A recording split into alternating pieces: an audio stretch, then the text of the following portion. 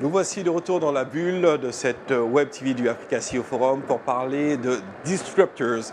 Effectivement, nous sommes très heureux d'avoir cette séquence, vous allez le comprendre dans quelques instants, parce que c'est la toute première fois que l'Africa CEO Forum et Visa ont décidé de réunir une trentaine de CEO de startups africaines les plus dynamiques à travers toute la nouvelle dynamique et initiative qui s'opère ici. Et c'est le Disruptor Show, j'ai envie de dire. On a pour cela le plaisir de recevoir ici Coralie Lolio, qui est Community Lead de ce projet, qui va nous en dire un petit peu plus. Bien entendu, Aïdara Diarra, merci d'être là. Vous êtes senior vice-présidente subsaharienne chez Visa. Et nous avons aussi Karim Beguir, CEO de Instadeep, basé à Londres, mais qui a démarré en Tunisie, bien entendu. On reviendra tout à l'heure. Et aussi, it's a great pleasure to have Ikena Mwizi, CEO of Relief, right? Yes, that's correct. Welcome. Thank you. Merci beaucoup. Coralie, vous allez nous parler un petit peu de cette initiative, d'où elle est née, quels sont les objectifs de ce rendez-vous que vous proposez pour la toute première fois au Africa CEO Forum. Tout à fait. Alors, le Disruptors Club, c'est une initiative qui est née au cœur de l'Africa CEO Forum, en partenariat avec Visa. Et l'objectif vraiment, c'était de pouvoir apporter l'innovation au cœur des multinationales du continent. Et également de pouvoir apporter un vent de fraîcheur à tous nos panels qui sont en partie constitués d'institutions panafricaines qui ont leur histoire et qui ont besoin aussi d'un certain renouveau. Donc c'était vraiment dans cette démarche-là qu'on souhaitait inviter les plus grands start-upers du continent qui a eux-mêmes levé $1 milliard de fonds depuis leur création et qui ont vraiment marqué l'année 2021, le début de l'année 2022 avec leur capacité de créer de nouvelles avenues de croissance pour le continent. Donc ça, c'est vraiment les objectifs majeurs du Disruptors Club que l'on a bien évidemment fait en partenariat avec un partenaire de longue date à l'ACF qui est avec nous, Aïda Diarra, ici présente. Alors justement, Aïda, ça prend un partenaire pour croire, pour investir. Pourquoi vous avez accepté de rejoindre cette initiative et de l'accompagner justement? Pour nous, pour Visa, l'innovation est au cœur du développement économique. Et pouvoir contribuer avec l'Africa CEO Forum à une initiative qui est porteuse d'innovation et qui surtout aide nos jeunes entreprises à avoir la visibilité et à être le flambeau de ce que va être le futur du continent, c'était une opportunité absolument extraordinaire. Alors, ce que vous avez fait, c'est que vous n'êtes pas concentré sur un seul corps de métier ou d'activité ou de secteur. C'était important justement d'avoir une palette très large de profils dans les sélections. Comment ça s'est passé cette identification? Bien, en partenariat avec Visa, on a totalement été dans une approche de prendre des startups qui sont parmi, si vous voulez, différents secteurs, logistique, health tech, intelligence artificielle, santé, agriculture également, de façon à pouvoir être représentatif de tous les secteurs qui sont porteurs d'avenir sur le continent et puis aussi de représenter les femmes qui sont start-upeuses, c'était très important pour nous. Donc diversité de secteurs et diversité de genre également. Alors, chose très importante. Très important. Est-ce qu'il y en avait plus? On a retenu qu'une trentaine. Est-ce que vous avez senti qu'il y avait vraiment une présence, notamment sur le continent en Afrique, de ces startups qui sont à la fois dynamiques, innovantes et puis qui osent réaliser des projets majeurs? Le continent est dynamique et regorge de talents, de jeunes investisseurs et de femmes entrepreneurs. Également, le choix est difficile parce que le portefeuille d'options se retrouvait sur plusieurs pays, plusieurs industries. Mais pour moi, c'est le début. C'est le début et je pense, comme l'a dit Coralie, que le fait de reconnaître l'importance de la technologie dans différents secteurs de l'activité économique est fondamental. Et pour nous, c'est apporter notre pierre à l'édifice. Est-ce que vous étiez présente hier lors des Awards? Je ne sais pas si vous avez eu la chance de voir, il y avait une catégorie créée, le Disruptor de l'année. Est-ce que vous avez eu la chance d'être là? Je ne sais pas, il y avait tellement de monde, je ne sais pas si on s'est tous vus. J'ai eu le privilège de remettre le prix aux gagnants. Et pour moi, encore une fois, c'est la symbolique derrière ça. Elle est très importante.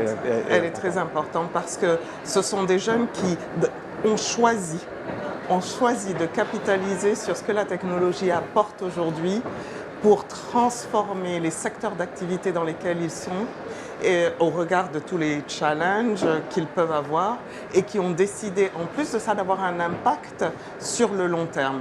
Et ça, pour moi, c'est fondamental. Et pour Visa, ça rentre en ligne avec ce que l'on fait dans le domaine de la technologie et des innovateurs dans le domaine de la finance. L'innovation, juste pour faire la transition, qui va avoir son sens, vous comprendrez, avec Karim Beguir, qui est CEO et fondateur donc, de ISADIP. Parlez-nous justement de votre activité, comment elle est née, d'où c'est parti. Et puis, vous êtes dans ce secteur de l'intelligence artificielle. Et l'Afrique, parfois, on a l'impression que c'est incompatible. Et bien au contraire, vous en êtes la preuve.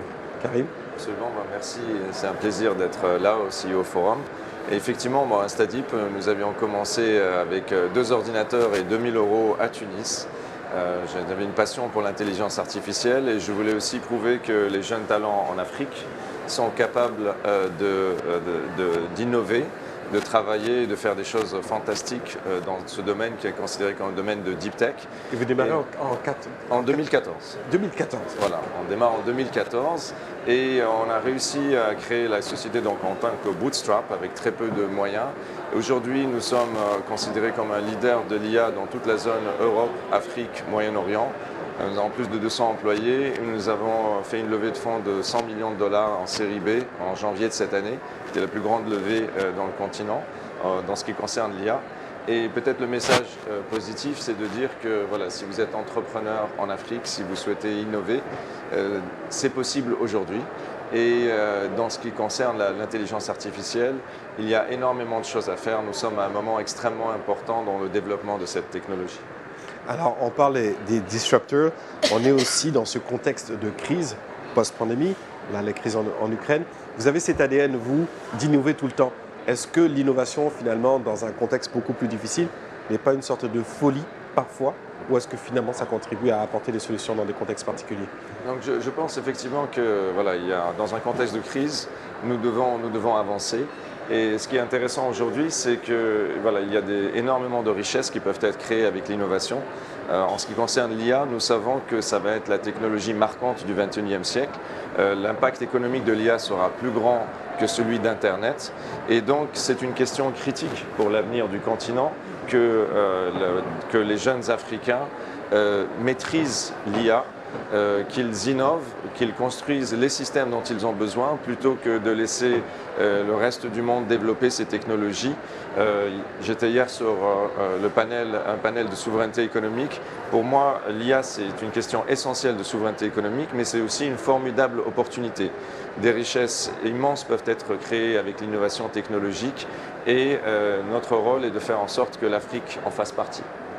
Très rapidement, vous me parliez de moments justement parce que l'Africa CEO Forum sont des zones de rencontre et vous vous retrouvez là, une trentaine de startups. Quel est l'élément qui vous a quelque part stimulé ou quelles étaient les visions qui vous ont beaucoup interpellé? Donc c'était formidable de voir plein de jeunes talents, entrepreneurs, beaucoup d'énergie, beaucoup de points de vue différents. Et j'en sors avec beaucoup d'optimisme en fait sur la qualité de l'entrepreneuriat en Afrique. Je dirais aujourd'hui, en fait, il y a beaucoup de moyens de financement qui sont disponibles et c'est un vrai plaisir de voir une nouvelle génération d'entrepreneurs très compétents, très ouverts sur le monde. Il y a eu des points de vue extraordinaires avec notamment avec Noureddine de Yassir et cette idée de créer une super app pour toute l'Afrique. Mais ce type d'ambition qui d'habitude, on voit ces choses-là en Silicon Valley, on commence à voir ça en Afrique et ça fait très plaisir et je suis très optimiste pour l'avenir. Et c'est stimulant, merci beaucoup. Et cette Afrique justement, elle est plurielle à travers ce projet Disruptor Club. You have also people from Nigeria, I guess, I'm not sure. Yes, from Nigeria, yeah, right? Nigeria. Yes, and can you talk a little bit about your program or your business? Yeah, Relief. definitely. So Relief is formed with a thesis that we need to bring food processing back to the farms. We need to localize food processing to where agricultural production occurs. The reason why this is important is because if you look at a raw crop's weight versus the input in that crop that's required by industry, about 90% of that crop's weight is waste. And so it doesn't make sense to carry that crop 200 miles while it's rotting and getting lower quality to these factories. It makes a lot more sense to process closer to the farm gate. And so that's what our company does by creating both hardware and software to make this value chain work better. So on the hardware side, we invented literally a nutcracker for the sustainable oil, literally a nutcracker. Wow. Yeah, for the sustainable oil palm sector. And so what it does is it better processes oil palm nuts than the typical method that smallholder farmers employ. So in the Nigerian market, smallholders make up 80% of the market, but the tools that they use to process this crop are very rudimentary. And so a common practice is for a farmer to use a handheld rock to crack open these little nuts that are the size of the first notch of your thumb. And so our nutcracker, even though it's just a nutcracker, processes 200 times faster. And then on the software side, we use geospatial technology to understand where does this crop grow best, not just where the most trees are, but where the most supply actually is. And then from that location, what are the logistics routes and the customers that you'll be able to serve. And we use that to then inform where we put our nutcracker. But at the end of the day, it's a business where we buy agricultural produce, we process it, and then we sell these inputs to fast-moving consumer good companies. Coralie, would you like to react to the? I would like to know what is the process to select the disruptors? How you define the way to go to the English part or Francophone part, or how the balance you create in your project? Well, it's a complex exercise, I'm not going to lie, because there are so many disruptive companies on the continent. But what we did is that we did truly research those that were most prominent in their innovation and creativity. And of course, the Africa CEO Forum is part of a media group that has been looking out for disruptors and innovators for decades now. So we have a base of journalists as well who have informed us on who truly were the most disruptive innovators of the continent. And we also were supported by our partners who were able to tell us as well who were the most disruptive men and women in Africa as for now. But of course, we wanted to take not only those who've been disruptors, but those who've been able to create on the continent. Because what happens, answer, continental answer. Yes. So because we wanted people who were able to operate and have their HQ in Africa, who had raised a certain amount of money as well. Those were important factors for us. And of course, we looked into Lusophone Africa, Francophone, Anglophone. So that's pretty much how we did it for this year. And hopefully the process will get better and better. Yeah, it's a real challenge. It's a first, it's very complicated, but we made it. And we have a beautiful selection, I believe. Yes, I imagine also for Visa to be all the continents is important to reach, for sure, ladies and men, but a precise champion for you is important also to reveal the competence between this collaboration and partnership with the Africa CEO Forum. It's key. It's key because they have the reach. Like I say, it's a space where we believe we have a role to play in the ecosystem, but we went beyond the financial world, and it was critical to partner with Africa CEO to make sure that we casted the net broader from our existing industry. And you know, Africa CEO Forum is 10 years history. You just start with the disruptor. Do you remember the sequence yesterday when the winner come just like this and say not aware about the fact he's gonna win this award? He come just like this. This is the part of the new generation also to react, and sometimes the destiny come and knock at the door and they're here, and we need this form of this profile of winner. You know, it's beyond destiny. Because each and every one of them has worked very, very hard and also has had the vision and seeing opportunities where, you know, in many cases we don't see, you know, the common of the, you know, people don't see. And it's the resilience and the ambition and the positiveness, the optimism about their, you know, capability to transform and to impact that is just phenomenal. Yeah, and the fact that he's been selected, the winner was selected and not prepared, just gave it a particular taste to it. Yeah, absolutely. Was so very touched. Ikena Nwezi, is it your first time in Côte d'Ivoire, Abidjan? No. It's my second time. Second time. Yeah. You know, I was here in February and I had to come back again. For sure. Yeah. You have to bridge, you know, this bridge between the francophone part and the Exactly. English part. And in your business, is it also important thing to reach the new market, the new place, to Definitely. propose your solution? Yeah, Do you have chance to meet a couple of partners for this? Yeah, definitely. So when we designed our technology and our company, when we look at a crop, we look at that crop over a region. So multiple countries where the technology can be addressed. So Francophone West Africa was 100% a part of our addressable market. And I was here in February doing market research on Côte d'Ivoire. And it looks like a very likely location where our company will expand into. Because I am a little challenged with my French right now, we also brought on a team member who speaks French. So we'll have some of that bilingual Oh, you have to nature. speak French depending. You prefer to bring someone. As I learn, Okay, you know. perfect. That's good. Karim, the project born in Tunisia, but you're based in London, right? So my question for you is, when you create this artificial intelligence here in the Africa, and you travel to also maintain your business in London, is it a new opening with the disruptors from the Africa to the world also? The answer have to be challenging also the Absolutely. the Yes. intelligence internationally. I think tech is global. Tech has no frontiers today. And so the idea is to build up African giants, companies that have a strong identity from Africa in terms of like the teams, also another, but fundamentally it could be global leaders. So this is our vision. Actually, we just opened also an office in the US on the MIT campus on Kendall Square. And the message is there is no limit if you have the right passion and competence to what you can achieve. And we are trying to find the right mix between building a global company, but also making tangible contributions for the ecosystem in Africa. Just to give you one example, we are designing a locust swarm detection system in partnership with Google, and this is a non-lucrative project, which we hope will one day help the FAO and other international organization fight against this significant food safety issue in Africa.